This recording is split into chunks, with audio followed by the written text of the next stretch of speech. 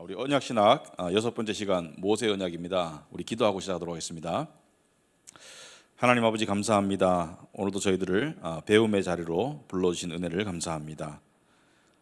특별히 언약신학을 통해서 하나님께서 언약의 틀을 통해서 저희들에게 주신 하나님의 은혜를 저희들이 깨달아 알기를 원합니다. 특별히 모세 언약, 하나님께서 모세를 통해 주신 십계명, 율법을 통해서 하나님께서 그 율법을 주신 목적과 또 이유가 무엇인지 저희들이 깨달아 알기를 원합니다. 또한 구원받은 성도로서 율법을 어떻게 대해야 할지 저희들이 올바른 신앙관을 갖기를 원합니다. 율법을 구원의 조건으로 주시진 않으셨지만 그렇다고 율법을 무시할 수는 없습니다.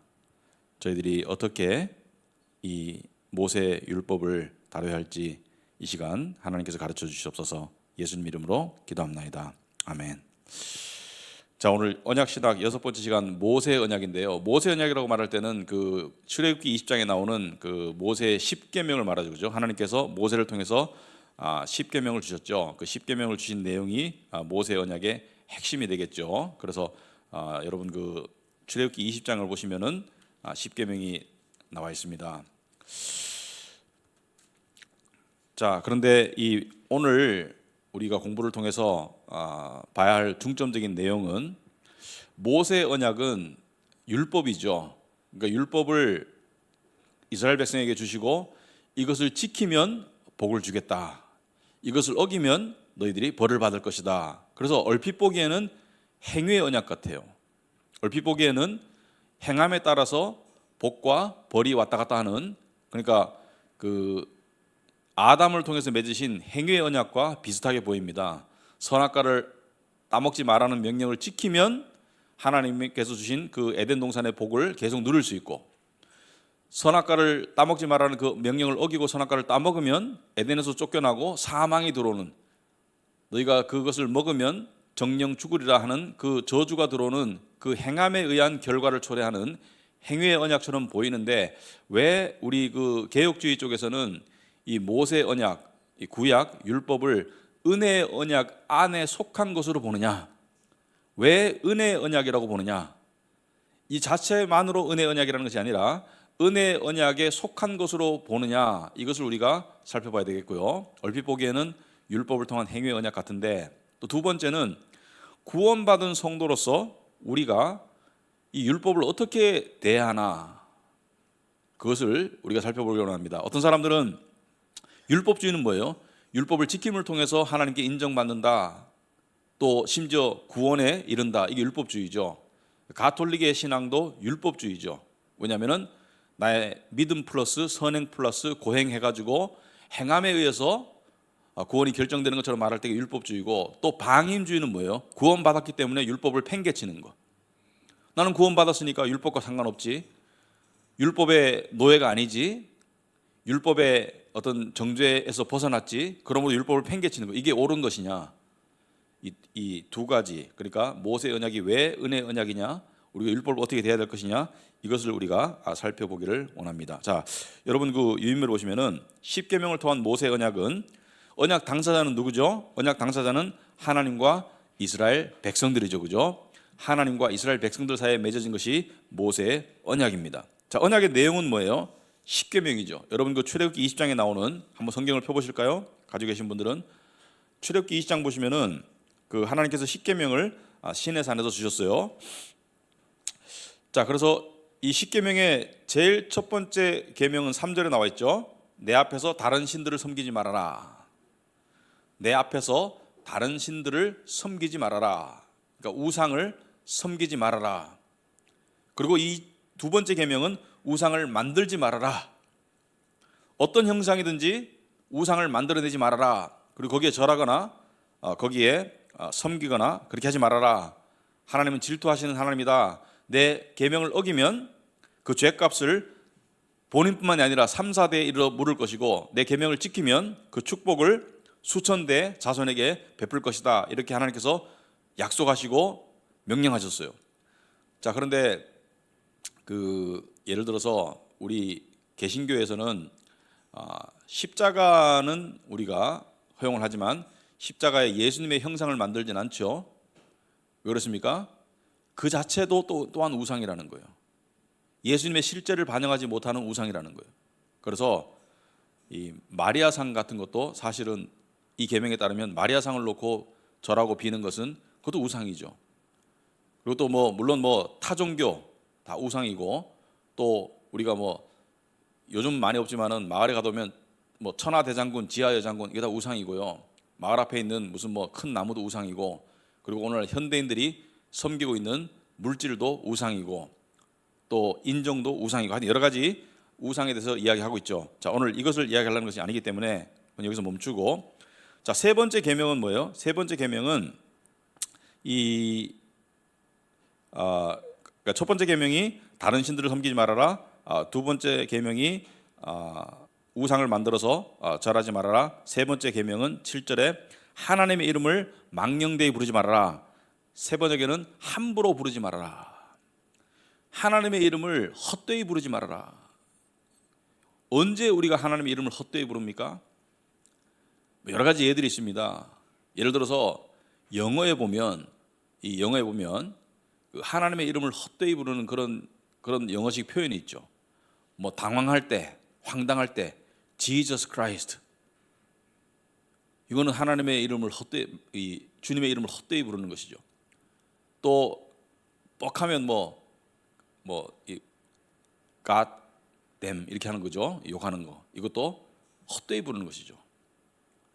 그래서 어떤 사람도 Oh my God 이것도 하나님의 이름을 망령되이 부르는 것이다 이렇게 말씀하시는 분도 있고요. 또 예를 들어서 하나님의 이름을 헛되이 부르는 것은 하나님의 이름으로 잘못된 것을 전하는 거, 기복신앙을 전하는 거, 하나님의 이름으로 율법주의를 전하는 거, 헛되이 부르는 것이고요. 그리고 하나님의 이름을 너무 가벼이 쓰면서 자기의 주관적인 체험에 자꾸 끼워 맞추는 거. 하나님이 이렇게 하셨어, 하나님이 저렇게 하셨어, 그러니까 하나님이 이렇게 하셨어, 저렇게 하셨어 깨닫는 건 좋은데 너무 허황되게 주관적으로 하는 것도 하나님의 이름을 망령되이 부르는 것이다. 자, 네 번째는 안식일을 거룩하게 지켜라. 자, 우리가 생각할 때 안식일은 단지 예배 드리는 것이 아니라 십계명상의 내용을 보시면은 안식일을 거룩하게 지키라는 것의 핵심 중에 하나는 예배도 중요하지만 안식일은 쉬어라. 쉬라는 것은 세상 일에 매달리지 말아라. 세상 일에 매달리지 말고 하나님께 집중하고 또 자신에게 쉼을 주어라. 이것도 하나님께서 주신 명령이고요. 그 다음에 살인하지 마라, 간음하지 마라, 도둑질하지 마라, 또 네 부모를 공경하라. 다섯 번째 계명이 네 부모를 공경해라. 그 다음에 이웃에게 불리한 증언을 하지 말아라. 아홉 번째 계명. 마지막의 내용은 탐심을 이야기하죠. 탐내지 말아라. 그런데 참 재밌는 것은 탐심은 당시에 이웃의 아내나 남종이나 여종이나 소나 낙이나 너희 이웃의 어떤 소유도 탐내지 말아라. 오늘날로 말하면 집이나 자동차나 이런 걸 말하겠죠, 그죠? 탐내지 말아라. 근데 신약 성경에 보면 뭐라고 그랬어요? 탐심은 우상숭배니라. 왜 그렇습니까? 왜 구약의 이스라엘 백성들이 바알신과 아세라신을 섬겼어요? 탐욕 때문에 섬겼죠. 물질적인 탐욕 때문에 섬겼죠. 그래서 탐심은 우상숭배를 만드는다. 오늘날 돈에 대한 탐심은 돈을 우상화한다. 이렇게 탐심은 우상숭배로 연결된다. 자, 이러한 10가지 계명을 주시고 난 다음에 하나님께서는 언약의 축복은 뭐예요? 이 율법을 지키면은 너와 너의 자손이 복을 받을 것이다. 여러분들 여기서 되게 중요한 내용이 있습니다. 하나님께서는 분명히 구약 시대 이스라엘 백성을 향해서 너희들이 내 율법을 지키면 복을 받을 것이다. 이 복은 첫째는 안전의 복, 적의 외침으로부터 안전할 수 있는 복. 두 번째는 풍요의 복을, 그러니까 풍요라는 것은 막 되게 부자가 된다는 것이 아니라, 그러니까 먹을 것이 부족하지 않은 풍요로운 상태를 약속하셨어요. 세상의 복을 약속하셨지만 한 번도 구원을 약속하신 적은 없습니다. 율법을 지키면 구원을 얻을 것이다, 율법을 지키면 천국 갈 것이다 라고 말씀하신 것은 한 번도 없어요. 그죠? 잘 기억해야 됩니다. 율법으로 구원 받는다고 하신 적은 한 번도 없어요. 율법을 지키면 복을 준다고 말했습니다. 여기서 말하는 복은 천국의 복이 아니고 세상적인 복을 말씀하셨어요. 우리 육신이 안전하고 편안하고 평강한 복을 말씀하셨다. 그 다음에 저주는 뭐예요? 율법을 어기면 벌을 받고 추방을 당할 것이다. 그리고 죽임을 당할 것이다. 이것이 너의 자손이 벌을 받을 것이다. 여러분, 이스라엘 백성들이 지금 이스라엘이라는 나라를 1947년에 만들어서 지금 세워서 있지만은 수천 년 동안, 그러니까 수천 년 동안 떠돌이 생활하지 않았습니까? 벌을 받지 않았습니까? 그래서 율법을 어기면 벌을 받을 것이다. 그래서 아까도 말씀드렸듯이 얼핏 보기에는 행위의 언약 같아요. 너의 행함에 따라서 복을 받거나 너의 행함에 따라서 벌을 받을 것이다. 얼핏 보기에는 아담과 에덴 동산에서 맺은 행위의 언약과 비슷해 보이는데, 왜 모세의 이 언약을 행위의 언약으로 보지 않고 은혜의 언약에 포함시켜서 볼까? 그것은 모세의 언약을 주신 하나님의 이유 때문입니다. 왜 모세의 언약을 주셨나? 모세의 언약을 주신 이유가 뭔가? 자, 여러분 유인물에 보시면은 중간에 로마서 3장 20절이 나와 있죠. 우리 다 같이 한번 읽어보겠습니다. 그러므로 율법의 행위로 그의 앞에 의롭다 하심을 얻을 육체가 없나니 율법으로는 죄를 깨달음이라. 율법을 주셨는데 율법에는 기능과 목적이 있습니다. 율법의 기능과 목적이 있어요. 율법의 펑션과 퍼포스가 있어요. 율법의 기능과 목적이 있다. 그 율법의 기능이 뭐냐? 죄를 깨닫게 하기 위해서.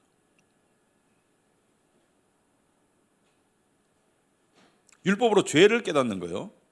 율법을 온전하게 지킬 수 있는 사람은 없다는 것을 하나님은 이미 아셨어요. 율법으로 죄를 깨닫는 것이지 율법으로 온전해질 수 있는 사람은 없다는 것을 하나님이 이미 아셨어요. 그래서 율법으로는 죄를 깨닫는다. 그리고 또 두 번째 중요한 율법의 기능이 있습니다. 로마서 5장 20절에 보시면은 율법이 들어온 것은 범죄를 더하게 하려 함이라. 자, 이게 무슨 뜻이냐? 여러분, 율법이 죄를 깨닫게 하고 심지어 죄를 깨닫는 것을 넘어서 범죄를 더하게 하려 함이라. 이것은 두 가지 의미가 있습니다. 첫째는 율법을 통해서 죄에 대한 인식이 더 늘어났죠. 극단적인 예를 들자면 아프리카에 지금은 없겠지만 식인종들이 있다고 칩시다. 그들은 사람을 죽이고 잡아먹는 것을 죄의식이 별로 없었는데 살인하지 말아라는 율법을 들이대면 죄를 깨닫게 되는 것이죠. 여러분들 지금 오늘은 미세먼지가 좋은지 나쁜지 모르겠지만 좋을 거라고 짐작이 되는데, 그럴 때 있지 않습니까? 그냥 집안에서 편안하게 쉬고 있는데 밖에 날씨도 화창하고 안에도 그냥 편안한데 갑자기 폰을 딱 봤는데 미세먼지 또는 초미세먼지 수치를 보니까 매우 나쁨, 그럴 때 있죠, 그죠? 밖에 흐리거나 뿌옇거나 이러지 않고 그냥 집안에 있는데 잘 모르겠는데 그냥 햇볕은 있는데 매우 나쁨. 자, 가만히 있었으면은 미세먼지가 나쁜지 모르고 그냥 마셨을 텐데 그 측정 수치를 보니까 매우 나쁨이라고 되어가지고 그때 공기청정기를 틀 때가 있죠. 율법도 그런 기능이 있다. 죄인지를 모르고 있다가, 물론 양심이란 잣대가 있어서 죄를 깨닫긴 하지만 그렇게 심각하게 모르고 있다가 율법을 갖다 대니까 이게 죄였구나 라고 죄에 대한 인식이 늘어서 범죄를 더하는 경우가 있고요. 두 번째는 율법 때문에 죄를 더 짓는 경우들이 있습니다. 무슨 말이냐? 인간이 가지고 있는 원죄로부터 나오는 반항심 때문에, 법을 어기는 것에 대한 쾌감 때문에 율법을 어길 때가 있다. 비근한 예로 어떤 집에 그냥 유리창이 이렇게 여러 개 있는 집이라고 있다고 했을 때 그냥 두면 별일 없을 수도 있는데 유리창에 돌 던지지 마세요 라고 써놨어요. 그럼 돌 맞을 확률이 더 높아갈까 더 내려갈까? 더 높아진답니다. 왜냐하면 그걸 보는 순간 던지고 싶은 욕구가 발생하는 것이죠. 그래서 어거스틴이 confession, 고백론에서 자기 어린 시절에 그 죄를 이야기하는 가운데 하나가 뭐였어요? 복숭아밭인가 배밭인가 서리를 한 거예요. 자기는 근데 그 과일을 좋아하지도 않아. 서리해서 버렸는 거예요. 그런데 왜 서리했나? 그 서리하는 하지 말라는 그 법을 깨고 싶은 쾌감 때문에. 예를 들어서 가만히 있는 애한테 예를 들어서 그냥 순진한 애한테 야, 너 채널 99번, 99번이 뭔지 모르겠습니다만 예를 들면 채널 99번은 보지 마. 채널 99번은 켜지 마. 뭐 그게 뭐 성인 채널인지 모르겠지만은 막 애한테 계속 야 채널 99번 켜지 마 이렇게 말하는 순간 애가 어떻게 될까요? 채널 99번이 뭐길래 보지 말라고 하지라고 볼 가망이 더 늘어난다는 것이죠. 왜? 사람은 반항심도 있고 또 법을 어기고자 하는 마음도 있고 그렇기 때문에 그렇다. 그래서 율법의 기능은 죄를 깨닫게 하고 죄를 더 증폭시키기도 한다. 죄에 대한 인식을. 그래서 사도 바울은 로마서 7장에서 여러분 사도 바울이 로마서 7장에서 이런 고백을 합니다. 7장 7절 보시면 여러분 유인물에 보시면 나와 있죠. 물론 성경책 표시는 게 더 나을 것 같아요. 좀 더 읽을 거니까.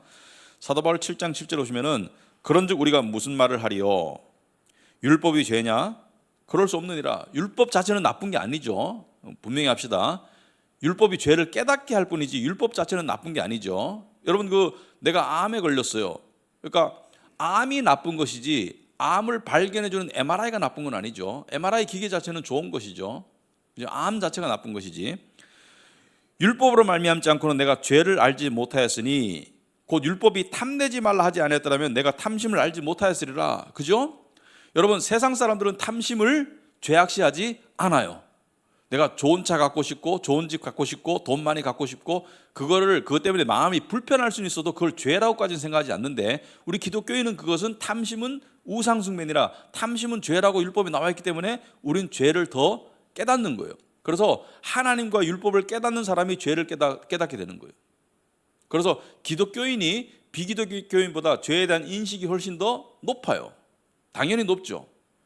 왜냐하면 하나님의 율법의 기준으로 바라보기 때문에 죄에 대한 인식이 더 높죠. 자, 그런데 사도 바울은 거기서 그치지 않고 그러나 죄가 기회를 타서 계명으로 말미암아 죄가 율법으로 말미암아 내 속에서 온갖 탐심을 이루었나니 그러니까 오히려 율법이 주어지니까 죄가 그 율법을 기회를 타서 온갖 탐심을 이루었다는 것은 율법을 통해서 탐심이 증폭된 것을 이야기하는 거예요. 아까 제가 말씀드렸듯이 율법을 주니까 죄가 반항해서 더 죄를 짓더라. 전에 율법을 깨닫지 못했을 때는 내가 살았더니 계명의 이름에 죄는 살아나고 나는 죽었도다. 율법을 깨닫지 못했을 때는 그냥 자기 의에 사로잡혀서 살았는데 율법을 깨닫고 나니까 어떻게 돼요? 죄가 살아나고 나는 죽어버렸다. 그죠? 율법에 짓눌리는 상태가 된 것이죠. 그러는 다음에 사도 바울은 로마서 7장 15절에 이렇게 말하고 있습니다. 사도 바울의 고백을 들어보세요. 여러분 성경에 보시면은 사도 바울은 한 번도 그러니까 다메섹으로 가는 길, 주님을 공중에 나타난 주님을 만나는 그 다메섹으로 가는 길에서 다메섹을 왜 갔어요? 그리스도인들을 붙잡아 가지고 옥에 가두려고 갔죠. 어떤 사람들은 생각할 때 아마 죽이기도 했을 것이다 이렇게 추측해요. 근데 그것 말고 사도로서의 삶을 살면서 한 번도 구체적으로 자기가 어떤 죄를 지었다고 고백한 적이 없습니다. 성경에 고백한 적이 없어요. 한 번도 자기가 어떤 구체적인 죄를 지었다고 고백한 적이 없어요. 그러니까 성경의 기록에 보면 사도 바울은 죄가 거의 없는 사람이에요. 그런데 로마서 7장에서 구체적인 사례는 언급 안 하지만 자기가 죄에 엄청나게 시달리고 있음을 고백하고 있어요. 아시겠습니까? 구체적인 죄를 언급한 적은 없지만은 로마서 7장에 보시면은 구체적인 죄에 대한 언급은 없으면서 엄청나게 죄에 시달리고 있음을 고백하고 있다. 7장 15절 보시면 이렇게 나와 있죠. 나는 내가 하는 일을 도무지 알 수가 없습니다. 내가 해야겠다고 생각하는 일은 하지 않고 도리어 해서는 안 되겠다고 생각하는 일을 하고 있으니 말입니다. 해야겠다고 생각하는 일은 뭐예요? 율법에 합당한 일. 하지 말았어야 된다고 생각하는 것은 뭐예요? 율법을 어기는 일. 그런데 여러분 그럴 때 있죠. 옳은 일을 해야 된다고는 생각하는데 안 하고 옳지 않은 일을 하지 말아야 되겠다고 생각하는데 하고 있는 자신의 모습을 발견할 때가 있죠. 사도 바울도 똑같았어요. 해야 되는 일은 안 하고 하지 말아야 되는 일을 하고 있어요. 그리고 19절에 나는 내가 원하는 선한 일은 하지 않고 도리어 원하지 않는 악한 일을 하고 있습니다. 사도 바울도 분명히 뭐요? 죄를 지으며 살았어요. 그것도 끈질긴 죄에 시달렸다는 것을 알 수가 있죠. 그래서 24절에 나는 비참한 사람입니다. 누가 이 죽음의 몸에서 나를 건져주겠습니까? 죄 때문에 상당히 괴로워했다. 상당히 괴로워서 비참한 지경에 갔는데 왜 성경에는 사도 바울의 죄에 대한 기록이 없을까? 구체적인 기록. 저는 궁금해서 이렇게 생각해 봤습니다. 예수님의 12제자, 물론 가룟 유다를 포함한 12제자인데 12제자가 젊은 친구들이었어요. 예수님을 따라 3년 동안 다니면서 사고 한 번도 안 쳤을까요? 배가 고파가지고 이웃집에 닭을 훔친다든지 또는 성추행을 한다든지 12명의 혈기왕성한 젊은 남자들이 3년 동안 한 명도 사고 한 번 안 쳤을까요? 분명히 실수와 사고를 쳤을 거예요. 예수님 따라다니면서 성화도 되었겠지만 그들도 인간인지라 사고를 쳤을 거예요. 그런데 왜 기록이 없을까? 제가 생각할 때는 사도로서 활동을 해야 되기 때문에, 바울을 포함해서 그렇게 구체적으로 기록에 남기면 그 위신에, 그러니까 사도직의 수행에 덕이 안 될 거기 때문에 구체적으로 기록이 안 되었다라고 저는 생각합니다. 물론 그것이 모든 이유를 설명할 수는 없지만 이유 중에 하나라고 생각합니다. 어쨌든 간에 율법의 기능이 뭐예요? 죄를 깨닫게 하고 심지어 더 나아가서 죄를 어떤 경우에는 더 짓도록 만든다. 왜? 사람은 율법을 어기고자 하는 원초적 본능이 있기 때문에, 하나님을 반항하려고 하는 그런 원초적 본능이 있기 때문에 율법을 더 어긴다.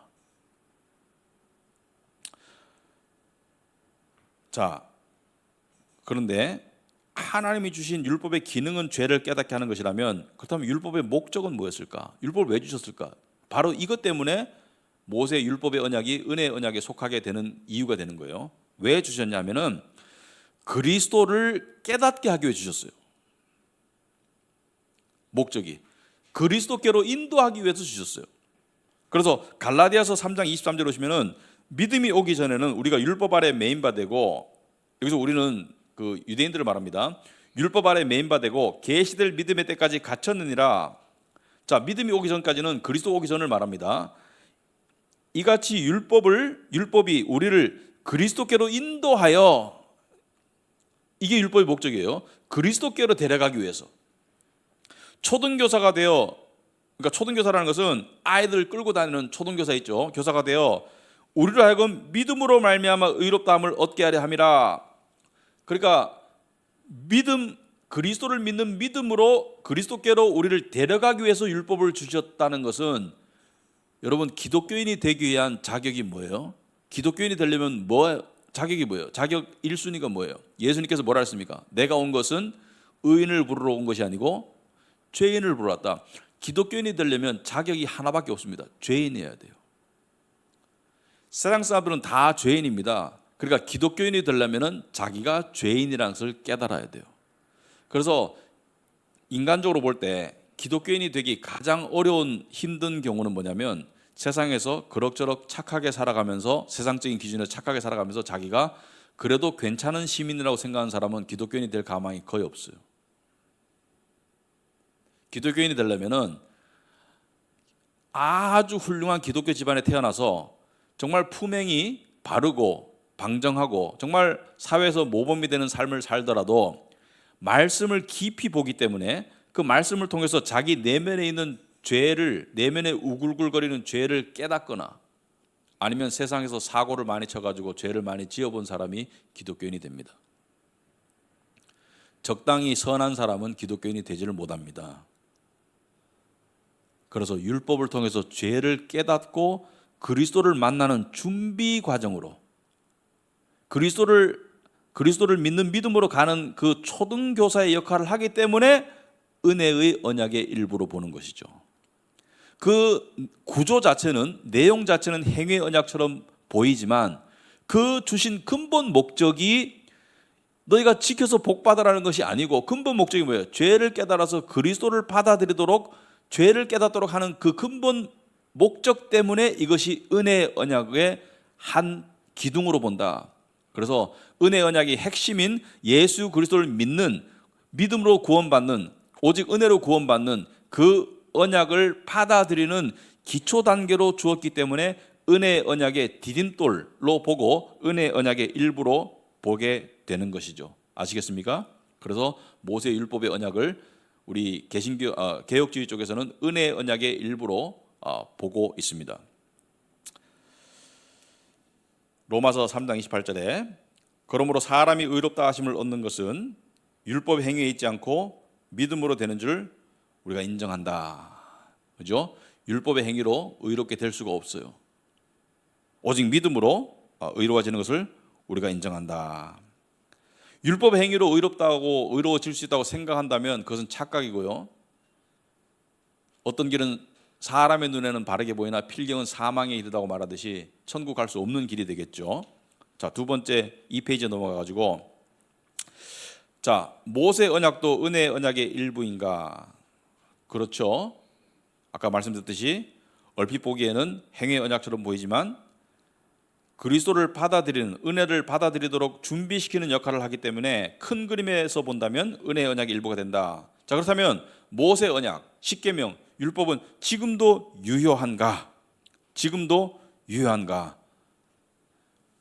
아까 제가 서두에 말씀드렸죠. 율법을 통해서 의로워지려고 하면 율법주의라서 그것은 반복음적이죠. 그렇지만 구원받은 우리가 율법을 팽개칠 수 있는가? 물론 율법의 저주 아래 있지 않아요.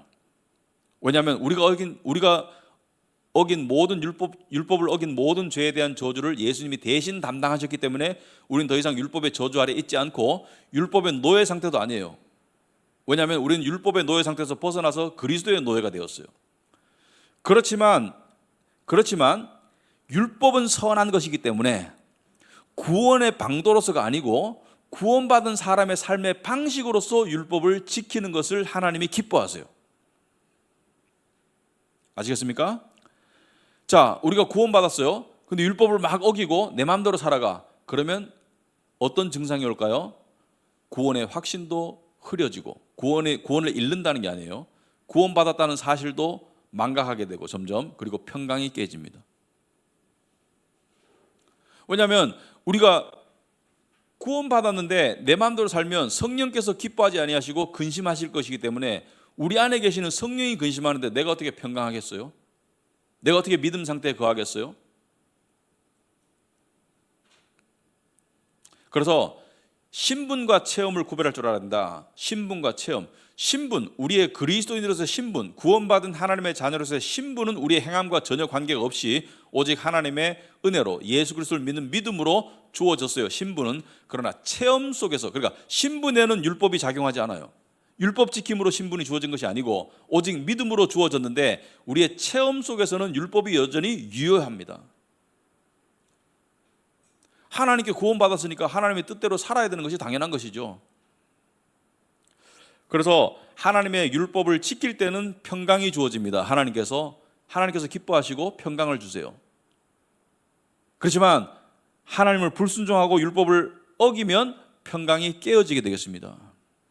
그래서 율법이 체험적으로 복과 우리에게 벌을 주실 수 있어요. 체험적으로.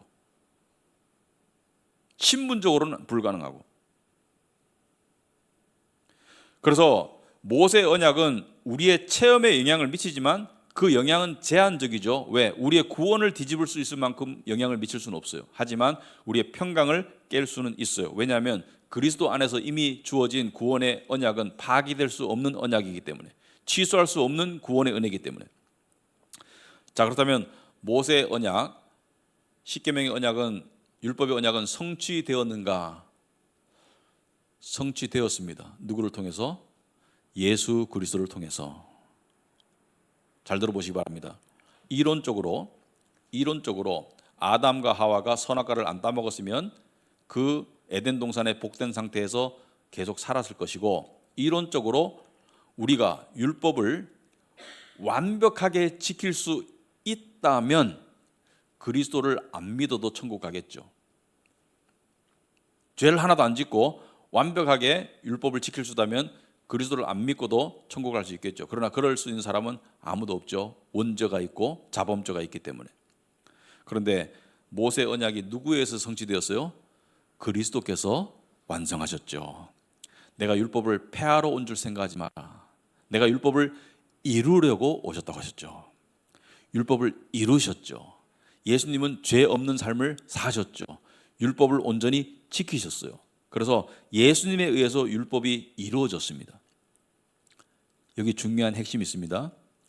우리가 그리스도의 의를 힘입어 구원을 받고 하나님의 자녀가 되어서 갈 때 그 그리스도의 의는 두 가지로 구성된다고 제가 말씀을 드렸습니다. 첫째는 그리스도의 의로운 존재에서 나오는 의, 의로우신 주님께로부터 나오는 존재의 의 플러스 그리스도께서 이 땅에 오셔서 완벽하게 하나님께 순종하시고 율법 지킴을 통해서 이루신 의, 율법을 이루신 그 의를 우리에게 주신 거예요. 그래서 우리가 그리스도의 의를 받았다고 할 때는 그리스도의 의는 두 가지를 의미한다. 그리스도의 존재로부터 나오는 의, 그리스도의 삶으로부터 나온 이루신 의, 율법을 지킴으로써 철저히 순종하심으로써 주신 그 이루신 의를 우리에게 주셨어요. 그래서 그리스도는 율법을 이루셨고 또 우리가 어긴 율법에 대한 모든 형벌을 담당하셨어요. 그죠? 그의 삶을 통해서 율법을 이루셨고 그의 죽으심을 통해서 우리가 어긴 모든 율법 어김에 대한 죄를 담당하셨다. 그래서 그리스도가 율법의 마침표예요. 참 감사하죠. 그래서 우리가 이렇게 말합니다. 예수께서 내 대신 죽으셨다. 맞습니다. 예수님께서 내 대신 죽으셨다. 맞습니다. 근데 조금 부족합니다. 표현이. 이렇게 표현해야 됩니다. 그리스도께서 내가 살았어야 될 삶을 대신 사셨다. 그리고 내가 죽었어야 할 죽음을 대신 죽으셨다. 이게 좀 더 풍부한 표현입니다. 내가 살았어야 될 율법 지킴의 삶을 대신 사셔서 의를 이루셨고 그리고 나에게 주셨고 내가 죽었어야 될 율법 어김에 대한 그 형벌의 저주의 죽음을 대신 죽으셨다. 이것이 가장 적절하고 충분한 표현입니다. 여러분 우리가 살면서 또 실패했네, 또 실패했네, 또 넘어졌네. 자기를 자책하는 것은 자책해야 됩니다. 그러나 오래 하면 안 돼요. 누굴 바라봐야 돼요? 나는 실패했지만 나 대신 이 부분에서 온전하게 성공하신 그리고 나에게 의로움이 되시는 주님을 바라봐야 합니다. 아이고 내가 이 죄 때문에 죽어야 돼. 대신 죽으신 주님을 바라봐야 됩니다. 로버트 맥체인 목사님이 자기 자신을 한번 바라볼 때 그리스도를 10번 바라봐라는 그 말씀의 의미가 그 뜻입니다. 자기 자신의 죄를 바라보게 될 때 그리스도를 더욱더 바라보아라. 자, 예수께서 마태복음 5장 17절에 내가 율법이나 선지자를 폐하러 온 줄로 생각하지 말라. 폐하러 온 것이 아니요 완전하게 하려니라. 완전하게 하셨어요. 그죠? 죽기까지 순종하셔서 율법을 지키셨어요. 그래서 율법에서 나온 그 의를 우리에게 주셨다. 자, 결론적으로 제일 밑에 보시면은 고린도후서 5장 21절에 하나님이 죄를 알지도 못하신 이는 누구예요? 예수 그리스도를 우리를 대신하여 죄로 삼으셨어요. 그리고 우리를 하여금 그 안에서 하나님의 의가 되게 하려 하심이라. 그러니까 간단하게 말하자면은 그리스도께서 우리에게 의를 주시고 그리고 우리의 죄를 가져가셨어요. 우리는 죄를 드렸고 그래서 십자가에서 해결하셨고 그리스도께서는 율법 지킴을 통해서 이루신 의와 당신의 존재의 의를 우리에게 주셨어요. 저는 이것을 역사상 가장 불공평한 교환이라고 말하고 싶습니다. 역사상 가장 불공평한 교환이다. 뭐 여기에 비근하는 예를 찾기가 불가능하겠지만 그 정도에 때문에 지옥과 천국이 바뀌었잖아요, 그죠? 그러니까 그 정도를 표현할 길이 없겠지만, 예를 들어서 똥을 줬는데 금을 줬어요, 이런 뜻이에요. 내가 똥을 줬는데 금을 줬어. 나는 빚을 줬는데 나한테 부를 줬어. 나는 주먹질을 했는데 상대방이 나를 사랑스럽게 안아줬어. 말이 안 되죠. 말이 안 되는 일이 어떻게 발생했나? 역사상 가장 불공평한 일이 어떻게 발생했나? 모든 불공평하면 뭐가 따라요? 고통이 따릅니다. 불공평에는 억울함과 고통이 따라요. 그죠? 나는 열심히 일했는데 월급은커녕 나를 때렸어. 얼마나 억울하고 얼마나 가슴이 아파요. 예수님과 우리 사이에 일어난 이 불공평함에도 얼마나 가슴 아픈 그 고통이 따랐을까? 그 고통을 누가 감당하셨어요? 바로 하나님 아버지가 감당하셨다. 죄인들을 용서하기 위해서 당신의 아들을 내어주신 하나님 아버지의 그 고통이, 모든 이 불공평함의 억울함과 고통을 하나님이 담당하셨다. 하나님이 세상을 이처럼 사랑하사 독생자를 주셨다. 그때 이처럼이라는 것은 세상에 어떤 비유로도 설명할 수 없기 때문에 그냥 이처럼 사랑하셨다 이렇게 말씀하신 거예요. 뭐처럼? 독생자를 주신 것처럼 사랑하셨다. 그래서 우리가 신학을 공부하지만 신학을 공부하는 이유는 신앙을 위함입니다. 그래서 이러한 신학적인 공부를 통해서 정말 하나님의 은혜에 대한 우리의 신앙이 더욱더 깊어지고 단단해지기를 진심으로 바랍니다. 우리 기도하고 마치도록 하겠습니다. 하나님 아버지, 참으로 저희들이 오늘 모세의 율법을 통해서 다시 한번 하나님의 은혜를 깨닫습니다. 우리가 도저히 지킬 수 없는 율법, 그것을 주심으로 우리의 죄를 깨닫게 하시고 우리를 죄인이라는 것을 깨닫게 하시고 우리를 그리스도께로 인도해 주셨습니다. 또한 그리스도께서는 이 땅에 오셔서 우리가 도저히 지킬 수 없는 율법을 대신 지켜서 거기로부터 나오는 의를 이루셔서 우리에게 주셨고 또 우리의 죄를 가져가셨습니다. 그리고 십자가에서 우리의 죄를 끌어안고 죽으셨습니다. 아버지 하나님, 이 역사상 가장 불공평한 이 일이 참 그 억울함과 그 고통과 그 피해를 하나님께서 다 떠안으셨음을 저희들이 깨닫습니다. 하나님의 은혜에 감사와 찬송과 영광을 올려드립니다. 저희들의 삶 가운데 신학을 통해서 신앙이 더욱더 깊어지고 자랄 수 있도록 도와주시옵소서. 예수님 이름으로 기도합나이다. 아멘.